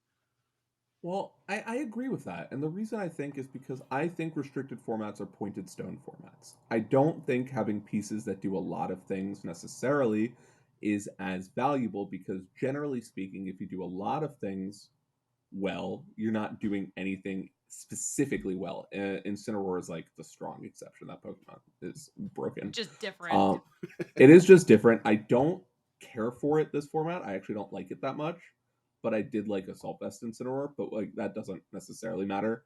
But like generally speaking, if you do something specifically well, you can hang out. If you're doing a bunch of things okay, you're not creating enough value. And I want something that does something extremely well. So Mienshao, like you mentioned, is a Focus Sash fighting type that can't be flinched and hits the Pokemon Shadow Rider doesn't like and does it better than other Pokemon would. That's a valuable role. I wouldn't necessarily want to replace that with uh I mean I'm not really coming up with great examples, but like that wasn't that valuable of a role when Mienshao like enabling a very specific super stupid broken Pokemon isn't as important. Like Mienshao to enable like a Hearth Flame or like a Raging Bolt or whatever, like in the previous format, just meant you had a stupid Pokemon that didn't do enough things. It just did one thing fine, but didn't do enough things. But for a restricted format, doing a thing fine means you can hang out, not like and add value. I think that like you get those kinds of examples because they have traits that make them worth using and are able to hang. And when you have a lot of like the utility box Pokemon or like when the power level's at parity, um, that sort of pointed stone aspect isn't as valuable. There's a team I want to talk to you about with all of this, Okay. like Okay. things Okay. doing well. Stockholm winning team. Because you're talking about Pokemon that have like one purpose on a team and stuff. This is for anyone watching. This was Equichelch's team: Zamazenta, Rillaboom, Galarian, Moltres, Qianpao, Pelipper, and Latios. And Zamazenta, I mean, this Pokemon's been popping off. Zam But is broken. Zam has been broken off but the the rip. other parts of the Zam team, is like, it's crazy. Zam. I will say, Tub believed in Zam. Zam's a pretty broken Pokemon. It has like, if you think about when people say what matchup they don't have, it's always they don't have a Zam matchup. That mon is so broken, and Zam was the hardest matchup for me by far. My top 8 set against Keanu was the only time I, at any point in the tournament, I thought I could lose. But Zam was the hardest set by far. I am not intelligent enough to conceptualize the Latios Zam team. I'm just going to say that. I also I think it capitalizes on what Zam does well. Zam has like mitigatable damage with body press, has the dumbest stats in the universe. 92, 140, 140. Like, what is that? Like, what the hell is that? Right? Like, that's just so broken. The only reason Zam wasn't super broken last gen was because one, Behemoth Blade was important to contest Dynamax, and two, Homie didn't have body press. Now Behemoth Blade does not contest Dynamax, and Homie has body press, right? Like he has perfect stats, extraordinary damage, is extremely hard to contest, and you can't stop it from doing what it wants to do because you have to fundamentally kill it, and it doesn't die. So like I think the team that's circulating at the moment, and it was what I played against in top 8 at Indianapolis, recognizes that Qianpao Zam is fundamentally strong. Zam is not as impacted by the sort of ruined defense drop because of how strong it is defensively and with the Intrepid Shield boost. So instead, it just gets to benefit from that. And then, presumably, the pieces that were put around Qianpao Zamazenta adhere to an understanding of the format that is not really approachable by us mortals. And I can't speak to how that happened or what is making it as effective as it is, but I can say that Zam is a terror, an absolute terror, and has to be respected more going into LA. Yeah, I 25% on day 2, right? That was also fraudulent because 3 of the Zams that made it were 6-3 day 2s. So of the 7 Zams that made day 2, 3 of them came in as top 32 6-3s, and that doesn't count.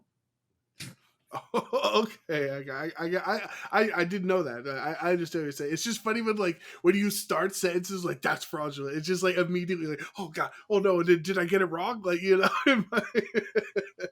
Like Zam won the tournament and is broken and has amazing matchups in Terrapagos. It has great matchups. I personally think into Moraidon because the Terragrass Zamazenta is pretty hard to contest and takes the hits that it's not supposed to take and distributes damage in a pretty positive way. Aaron's team had a great Zam matchup because Ditto was really strong at the Zam. I didn't have that. That was like the one matchup I gave up by not having Ditto. Zam is really strong into Ogre, especially with Terra Grass, and with Wide Guard, Zam is strong into literally everything. That Pokemon is so good. It's correct. Do you think it's like also one of those things that's like kind of early meta, or is this one that's kind of going to stick around because of everything it got going for it going into this? Zam is broken. For it. Yeah. Zam is broken. Zam is broken. Zam needed Zam was underappreciated as well, and unlike Moraidon, Zam is probably like top 3 restricteds. Like that mon is just really broken.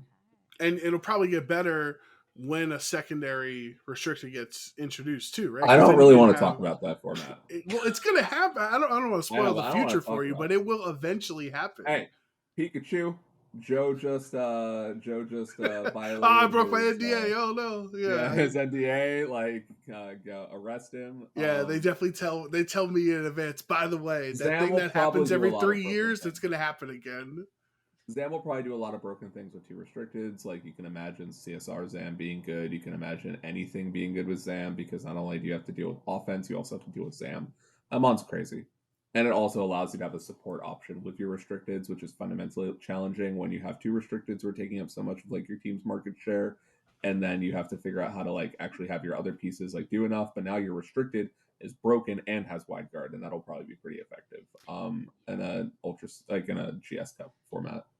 Yeah, not looking too forward to that one either. I'm okay with where we are now with just the 1 restricted. So you had your time not talking about yourself for a little bit. We let you talk about the format and stuff. So now we're gonna go back to talking about you. So reasonable. Apologies for that one. But I was starting to break into hives. So I do it. Yeah, we had to make sure about myself for long enough, so we had to bring it back to you. But like obviously, like you've been playing for a while. Before the podcast, like you and Joe Brown were talking about a particular match from back in the day. Said you guys would explore that a little bit more now. All right, let me take this one. Let me take this one. Joe got this one. Let's get this Joe. This is what I could argue. This is one of the downfalls of the Pokemon Championship history. Videos, they have to be from officially streamed matches, right? So we can't, like, this would have been the first one I would have chose, but unfortunately it was done with Critical Hit, grassroots. We can't showcase these things, right? Oh, it's Flashback to Toronto 2018. What was it, like March or April or something like that? I don't know, May, whenever it was, 2018. The finals, Rajan Ball versus James Beck. That best of 3. First of all, 2018, one of my favorite years ever in VGC's history. We talked with Alex Underhill about it. Like, it's a phenomenal format, and the player skill in that year was just off the charts. Every regional that Critical Hit we streamed, it was just amazing. I could argue, like, if anyone who has watched this match, which does not include Rajan, by the way, we learned he's never went back and watched his own finals match. If you watch Toronto 2018 finals, I'm sure you can Google it. I don't know where Critical Hit's VODs are. It's probably one of the most well-played best of 3s I've ever seen in VGC, not just for being a finals. Like, you and James back and forth, like, so I had to pull the teams up before just to make sure I was in the right spot. So James Beck won the regional. Spoilers, Rajan. And he had I wouldn't know. He had Mega Gengar, Komodo, Incineroar, Tapu Bulu, Azumarill, and Clefairy. And Rajan got second with a Mega Gengar of your own, but a Snorlax, Tapu Fini, Incineroar, Mimikyu, and Virizion. So, like, the two, like, what was so interesting about it, Sierra, I am was every shitty grass type strongest soldier. It is ridiculous. So basically, they both have their shitty grass, and I'll take it somewhere. They're both Mega Gengar teams, which is a super oppressive, Pokemon, and like super strong, super fast, everything like that. But then they have different modes of winning. So Rajan has the Mimilax, Mimikyu, and Snorlax version compared to James with Komodo or Azumarill, either one of them getting set up to win it. And like, I don't know what else to say. I don't want to waste too much time on it because I would just recommend people to Google the 2018 Toronto Regional Finals because like every game of that set, like the spotlight on Clefairy to spotlight its own teammate, like it just so, oh god, it was so good. Like, so Joe commentated that set in the finals, and I do know that he historically really, really enjoyed it. I admittedly have never seen it. I don't watch my losses on stream again. It's been long enough. You should watch it now. You should be proud of the one win you did get, That was a fucked up thing for you to say. Yeah, I actually don't disagree. Like, what was that? That was crazy. The problem is Joe's like, Joe's the kind of, like, you don't know that he's a threat, but like he's a threat. Like behind that pretty face, behind that gorgeous smile, behind that infectious laugh is a killer, is what I just learned. But I think the question was contributing to like something along the lines of having played for a while, or uh, I mean that was the match. I think that was the. Do you remember anything from Toronto that time, from that match? Like your thoughts in the it's a Mega Gengar mirror. Like, do you have any thoughts that you remember from the time? I will take it to a more interesting place in that I recall during the set, like being really, really nervous. I do recall during the set, like it was the best performance I'd had up until that point. I had also finished the day XO, but I had scooped in the last round for a friend who I had a positive matchup into. I was like, yeah, go over there. You can get in there. But I had a pretty good day. I felt very confident in my team. I felt very comfortable in my play. I was really excited about my choices, and the day was going well. I also recall bullying the stream into putting me on stream last day one, or like in the top eight sets. I was like, no, everyone wants to see this set. Instead, you should put it on last so they can wake up and watch it. And that was amazing because I would have absolutely lost that set if I did not have that time to prep. But Oh, I see. I think I bullied you Noted. specifically, actually. Me? I don't remember, honestly. I do remember that, actually. I think I bullied you. You're playing chess, not checkers, you know? Listen, we have a finite amount of time and a finite amount of resources, and sometimes no. But as the day was going well and I was playing, I do recall getting very nervous and thinking like, hey, winning this regional is the goal. It's what I want to do. It is an achievement that's potentially above me, but I'm very close. And I do recall that coloring my play. In terms of, I remember getting very nervous game 3 against James and being like, hey, in my head, not out loud, but like, be like, okay, you're so close, you're so close, you're so close. I remember tunnel visioning and losing to one of James's options. Ask me what that option is. I don't know. I haven't watched the set again, but I do remember that I did tunnel vision and he pulled something out in the late game that I didn't remember he could do, and I lost game 3. And I remember just being like pretty heartbroken over that, pretty heartbroken over tunnel visioning, thinking I couldn't get back on that side of stage. But also James beat me in that Pennsylvania regional we talked about too. He just went 2 for 2 against me and took all my power like that. But like this regional specifically, I did not have the same kind of nerves at really any point, and that was like a really big difference for me. I don't know what it was, but being on stream round 7, I just felt really comfortable. Being on stream top 8, I felt really comfortable. Top 4 felt comfortable. And even in finals, when it was the same situation, it's like, hey, holy heck, like you really got yourself back into a spot and you could really take this one home. It was a position where I was just more comfortable myself. I'm a lot older now than I was in 2018. More comfortable in myself, more comfortable in my team, more comfortable in my play, and I was just playing the set. And the mindset difference, I think, was pretty fundamental, or like was crucial in terms of like actually taking it home, as opposed to now the difference here is I didn't tunnel vision on any options because I wasn't thinking at all. It was entirely click play, see what happens, woohoo. But like I just enjoyed that, and it felt better. And it was affirming to like make it back on that stage for a finals and to take it home, but it just felt better than it had in 2018, and I still don't really know why. Cooler stage, probably. It's going to be my It was guess. a pretty cool stage. Not. Well, I was just saying, oh, because Sierra was there, but I mean, Sierra's Canadian. Maybe she was also in Toronto in 2018. I was. Were you there? Were you playing TCG at that event? Yep. Oh, okay. Did So not do well. even Sierra was at both of them, so we can't even use her as a factor. Yeah. The Ampharos I have was with me in 2018 too. Like he was hanging out. How long have you had the Ampharos? It's like, I'm assuming favorite Pokemon if you're carrying it around, right? Honestly, probably second right now. The little fat boy behind me is the favorite Pokemon. But like if you see that there's that big old Snorlax, but then I have a bunch of Amphiroses in that little cubby too. Snorlax and Ampharos fight for the top spot pretty frequently. Um, I think like I'm pretty sure I've brought him to every event since like 2016. Oh, gets Oh to see wow. the whole story, the whole He's progression to got the top. little guys traveled the world Go. Let's and has go. not taken a bath. So like we should probably work on that one.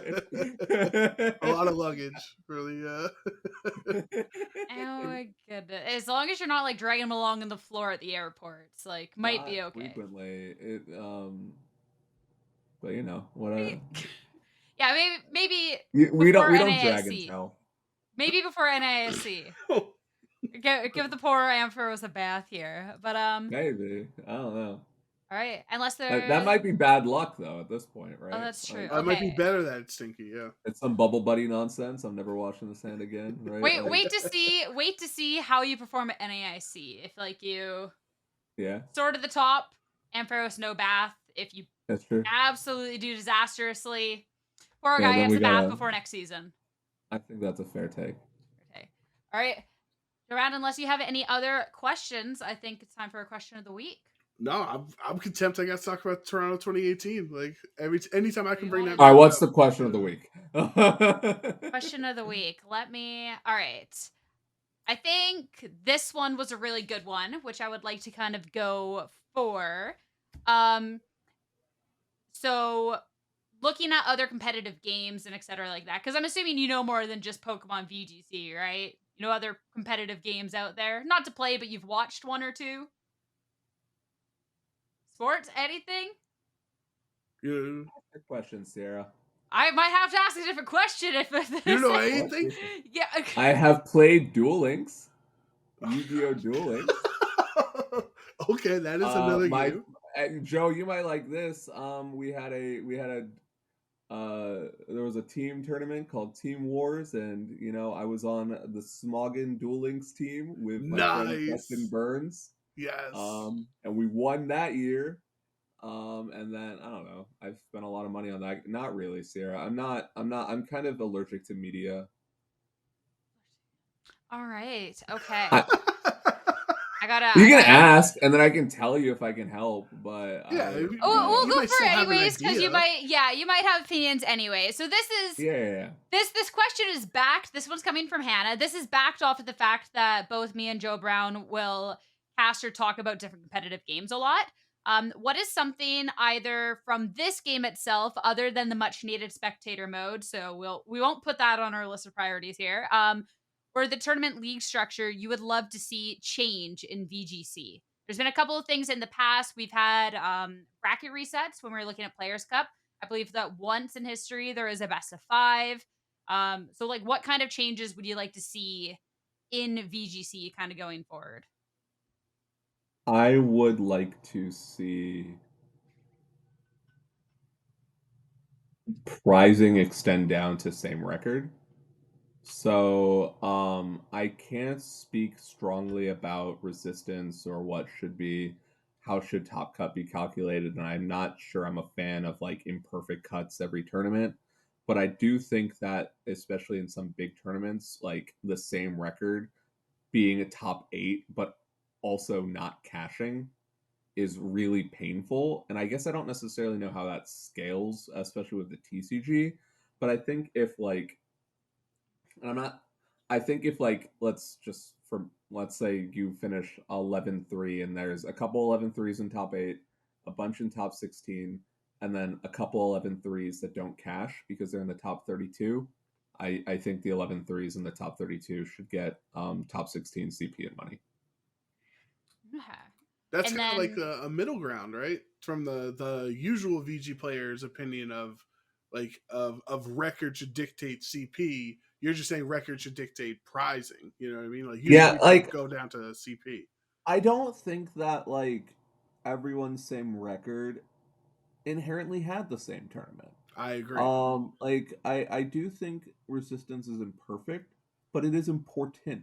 Like some tournaments suck. Like that's just like what it is. Like there are tiebreakers, and The tiebreaker being strength of schedule isn't perfect, but like it's helpful. I'm saying this as someone who's bubbled ninth at a regional this year. It was pretty frustrating. It happens. Would I have liked to cut and play that tournament out? Instead of he who shall not be named. Like yeah, that would have been great, right? Like I would have but I understand that not everybody cuts the tournament. But what really sucks is if you like did that well and then also just like got top 32 CP no money, like that's nonsense too. Like I think there was like a bunch of 10-4s that were like top 32 CP no money. It's like you had a good tournament though. You had a $750 tournament. Like let's at least make the sting, like the sting of bubbling out is a little less if the prizes are increased to get to the point of like what could have been, I guess. I'd be curious about for changing things up. I don't necessarily like imperfect cuts, so I don't know if I would like to just be like, okay, everyone for this record gets in.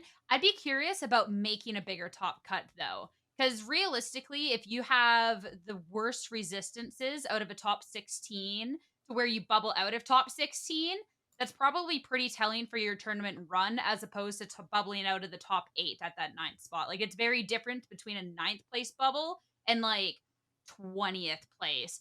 And already with tournaments that are big enough, we're adding an extra round of Swiss on the Sunday. So even if we just got rid of that round 15 and did a top 16 cut every time, or like based off the tournament, because Stockholm obviously didn't need a top 16, but looking at Indy, for example, if we did top 16, it actually would have been a perfect cut with every 11-3 making it in and no 11-3 bubbling. And if you look back at Orlando, it would have been this was the extra round of Swiss, so it kind of makes it weird. But then you have a good chunk of the, like, you make sure that you include every 12-3 who had made it, which I think that's a good record. As it stands, there was 4 people at 12 and 5 people at 12-3 that bubbled. And if you did 16, you would then get every 12-3 and then 3 11-4s, like the top end of that. So I'd be curious if that could maybe be something going forward that could be a little bit better to include as well. I don't think I love that for a couple of reasons. I think it's still maintain like mathematically some tournaments had a perfect cut, like that's cool. But I think it does still maintain like the sting of bubbling cut list at a lower bracket for the most part. But more importantly, I think it does devalue. I think bigger cuts inherently devalue Swiss rounds. Like I don't think I mind top 8 cut because it means that like the Swiss rounds were really important. If we are playing all the Swiss rounds and then we have 4 rounds of top 16, like a single elimination bracket, as opposed to like it makes it just that much more likely. And now I'm not saying this with the hindsight of like winning and having a really good record going into day 2 or whatever, or like in the top cut and saying it, but like it does make it more likely that the top performer of the tournament, like it gives them more chances to lose. And it just means here's 4 rounds to play and you played 4 rounds of day 2. So even though you went overall, let's say like 12-2 or 11-3 or whatever, or I guess the top performer probably went like 12-2, 13-1, right? It's like even though you did so well, you now still have 4 more chances to lose, and the rest of the tournament didn't matter that much. It's where I'm like, because like I definitely don't disagree with you on that. I think where it like all goes wrong for me again is the resistances, because you're not wrong in everybody's runs not being equal, but also like the Swiss pairings per round are never always equal Sure, across the board too, because sure. there's down pairs. I know people that Yeah, have there's a lot of bubbled luck. cut after getting double down paired, like back to Yeah, back. So it's like I it's agree with like that something too. has to change. I just don't know what, because you can't really change how the Swiss works, right?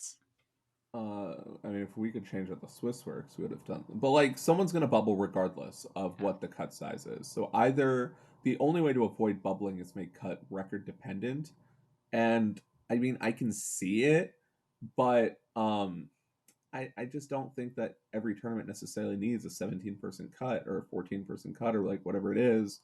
Like buys are fun. Like I mean, that has buys and that's cool too, and like you can figure out how to make an imperfect cut work. I think one of the only, like 2016 Nationals top cut was an imperfect cut. I know because I did top cut that, and it was fine. I just don't think you solve the problem without it being like a record based cut, and I don't think I love imperfect cuts, but like that's also me. Yeah. Around, what are you thinking about? Either what you would change or even this conversation, because this is what Well, we would change, and the me and yeah, Rajan yeah. just been going on about this. No, for sure. I've been listening to the back and forth, the the tennis rackets, the ping pong back and forth on the discussion. I think you both have good points. To go back to Hannah's point about how Sierra and I often bring up other esports or other sports and how we can implement things, I think, into Pokemon and VGC. One of the things that I think frustrates me with the conversations about resistance and cut should be off of record and CP should be off of record and resistance shouldn't matter and all these things is like, if we use real world sports examples back forever, college football's been around for 150 years. For about the first 120 plus years, they just chose a bowl game and that game was the national championship, and the winner of that, like after the fact, was national champion. They're like, well, that's a terrible decision. How are you going to do that? Like these teams, like that's just so weird. That's not fair to everybody. It's like, okay, so now we'll make a national championship game where we decide the two best teams in the country are going to play in the BCS championship, and these two teams are going to determine the champion. Well, that's not fair to the third and fourth best team in the country because they never got a chance to compete for the championship.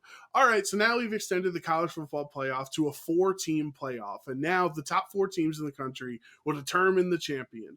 Oh, well, what about this year? The 5th best team in the country really has a case that it might be viable and eligible to be a national champion. So now what we have going forward next year is a 12-team college football championship. So we started from the media chose for 100 years to 2 teams decide to 4 teams to now 12 teams. In college basketball, there are 68 teams that make it in March Madness.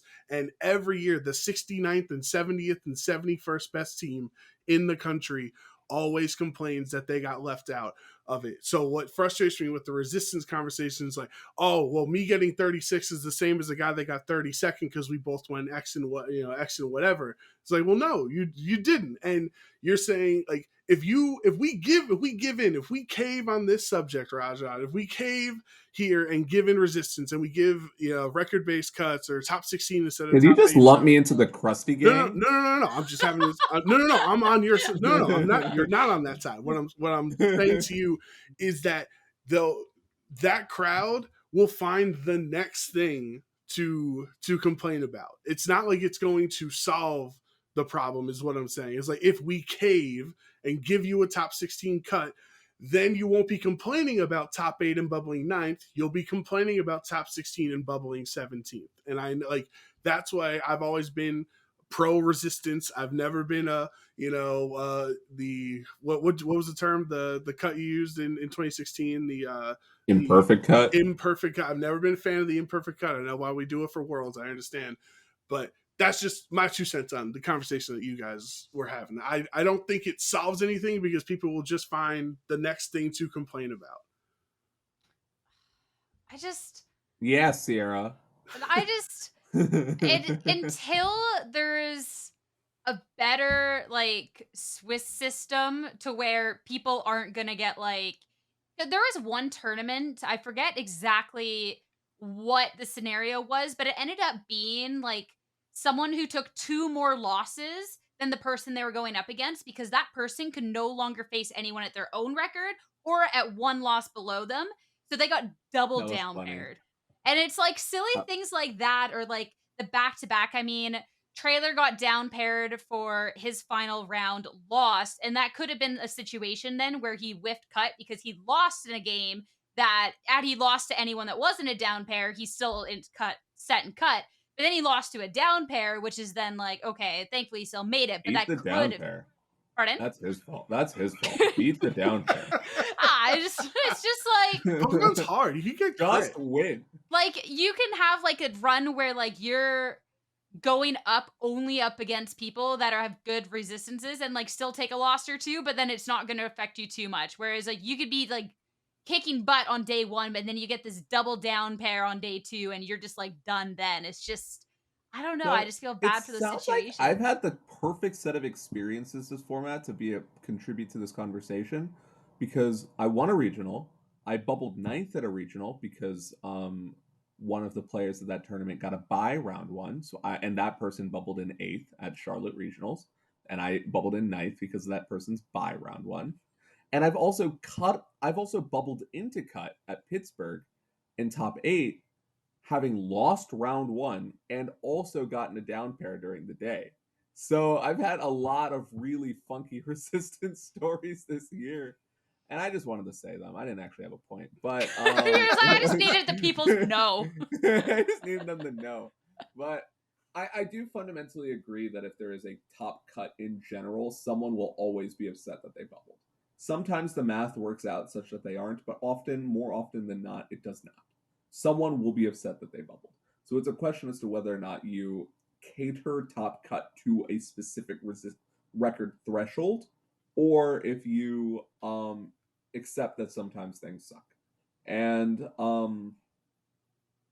I like there's logistical considerations, right? We can't keep the stream there all day. I don't really know what your contracts look like, but I'm sure there's some workers' rights parts of it that prevent you from doing every round you could possibly want. There's just also logistical venue considerations. There's the cost of keeping internet that amount of time. Like there's a lot of costs associated with putting on the show, and you can't. And in addition to just running the tournament and keeping people there, just I didn't get home till 4 a.m. At this last weekend because the whole day ended at like 6:30, right? Like the longer you keep things going, the more you complicate travel, the more you complicate logistics. More people are traveling to tournaments. At some point, you just have to suck it up and pick something. And I think what we sucked up and picked is like fine. At least like the one thing with like the stream concern, we're still at a point where like we have some wiggle room because for VG, we streamed 2 top 8s and streamed both top 4s and then finals. So realistically, that's 2 rounds worth of Pokemon extra that you're adding really in Sure. that time consideration. And for TCG, they do both top 4s, only 1 top 8. So like for VG, especially when they have the round 15, there is a little, but I do understand like in the future, like that definitely is something you gotta Like, keep but in do you mind. think that the show is better by showcasing more of cut than necessarily a Swiss round? I don't want more Swiss. I think more Swiss is like the wrong way. I would rather the uneven cut with buys for like the certain like top performers in it. Someone who's any below like a threshold has to do like a play-in round to get in. But Yeah. I still don't know exactly how that would work. Like I definitely don't want to do more Swiss. Definitely. I think 15 rounds of Swiss total. Like I don't think that helps anything, honestly. A lot of rounds. It's too many. It's too Yeah. many. But for me to answer for my portion of answering Hannah's question of the week, I'm a big advocate for bringing the Players Cups back. They don't have to be streamed. You don't have to make them the whole grandiose thing that we did during COVID because it's all we had going on. But I would like more official ways. It's great we have Tommy Tuesdays and all these limitless tours and everything. I would like more official ways to play VGC from home without traveling that have championship points involved. So I like have I don't know, always thought maybe that we need maybe you another have Players the Cup needs winner to be a gets part of the 100 circuit. CP or something like that. I don't know what it is, but I would like more official ways to play the game from home. I did hope or think that when we had Players Cup that it would be integrated into the circuit moving forward. It wasn't a bad tournament. It wasn't a replacement to an in-person circuit. And it had flaws, but it wasn't a bad tournament. And it Right. had a lot of positives too. Like I think the way to have a positive way of having that kind of tournament is not have it be your whole circuit. Yeah. Japan and the Asian circuits have their Players Cup as thing be the circuit, and that sucks. But if we get to have that, if we get to culturally appropriate that, but have a real circuit, that's pretty cool. Like just have more. I'd be down for like players cups and stuff like that. I think like for an actual like broadcast kind of things, I want an analyst desk, a real analyst desk, not You The know, lounge, the multicolored chairs. get a real analyst desk. It's Let cute. us go back on things and pull segments like in Valorant or League or anything else. Where's Aaron Weatherman Zhang? Tang. Where is he? Bring him back. Yeah, I want that sort of stuff, but I think we're still a bit out of that for regionals. But yeah, our question of the week I feel like was longer than anything. So great question, Hannah.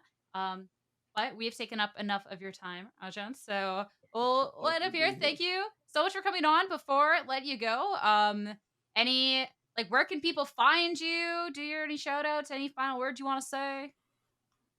I'm good. No, you can find. Do not ego me like that at very last second, please. No, I'm all right. Thanks for not doing that on like broadcast and waiting here to do that, but yeah. No, I'm on Twitter as at Blaramons, BLARAMONS.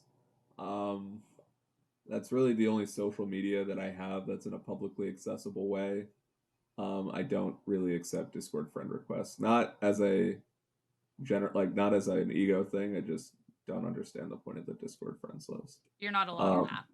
It's just like, why is that there? So I'm not passing that out. But that Twitter handle, in terms of shout outs, thank you both for having me. This was an enjoyable conversation, and I haven't really gotten to talk to you guys enough. Sierra especially, I haven't gotten to talk to her enough sober. So so it's just it's always a good time, and I appreciate being invited on the show. Thank you so much for joining us again. Best of luck at NAIC, which whether it's a fraud one or a good one coming on out, maybe you can find a good We'll ground see. type. We are in my let it roll shit era for LA, and then we'll see what happens. We'll find out real soon. But of course, anyone who's made it to this point, thank you so much again for listening. We'll be back next week to talk more about LA, what you can expect coming out from there. But I hope you all have a great rest of your week. Make sure to join the Discord to help us build our OHKO team, and we'll see you real soon.